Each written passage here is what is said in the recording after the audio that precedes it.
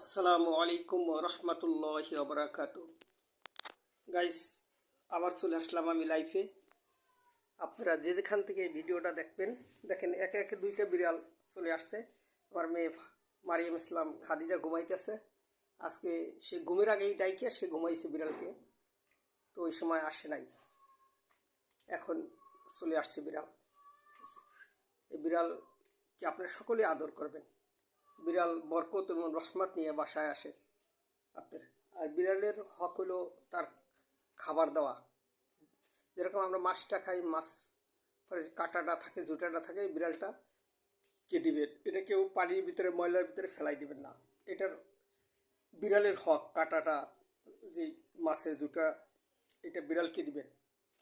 এর বিনিময়ে কি হবে, এই বিড়ালটা আপনাকে খাবারটা খাওয়ার পরে আপনার জন্য দোয়া করবে। এই দোয়ার বিনিময়ে আপনাকে আল্লাহ বরকত দিবে, ঘরের ভিতরে রহমত দিবে। আপনার এক সাহাবী ছিল আবু হুরাইরা, সে বিড়ালকে অনেক আদর করত।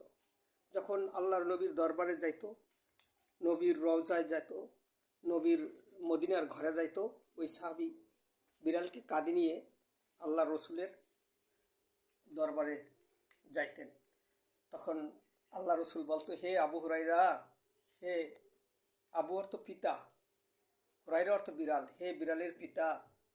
অনেক ওই সাহাবী কাঁধে নিয়েই, বিড়ালকে কাঁধে নিয়ে সে নামাজ পড়তো, কোলে নিয়ে, কাঁধে নিয়ে। এক সাহাবী ছিল, তার সন্তানকে ইসে নিয়ে, কোলে নিয়ে নামাজ পড়তো। কী করবে, সন্তান থুয়ে আসতে পারে না। এই জন্য সন্তান যদি নামাজ পড়ে, মসজিদে যায়, আমরা অনেক ইমামরা বাধা দেই, সন্তানকে মসজিদে যাইতে দিবেন, নামাজ পড়তে দিবেন। মদিনার ঘরে আমি দেখছি, মক্কার ঘরে দেখছি, ছোট ছোট বাচ্চারা নামাজ পড়ে। আরব দেশে যত মসজিদ আছে, মসজিদে ছোট ছোট বাচ্চারা তার বাবা মার সাথে করিয়া নিয়ে আসে নামাজ পড়ার জন্য। যদি বাচ্চারা এখন থেকে হ্যাবিট, অভ্যাস না করে নামাজ পড়ার, তাহলে ওরা এক সময় এই আমাদের নামাজ রোজা সব ফরগেট, ভুলে যাবে। আপনারা যেই সময় নামাজ পড়তে যাবেন, আপনি সন্তানকে সাথে নিয়ে যাবেন, তাদেরকে নামাজ শিক্ষা দিবেন, রোজা শিক্ষা দিবেন, কোরআন শিক্ষা দিবেন, হাদিস শিক্ষা দিবেন। এর বিনিময়ে আপনার যে শিষ্টাচার আপনি শিক্ষা দিবেন, আপনার সন্তানকে সেই শিক্ষা সে পাইবে। এই আমি যে ভিডিও, যে কথাগুলো বললাম, আপনারা লাইক এবং শেয়ার দিয়ে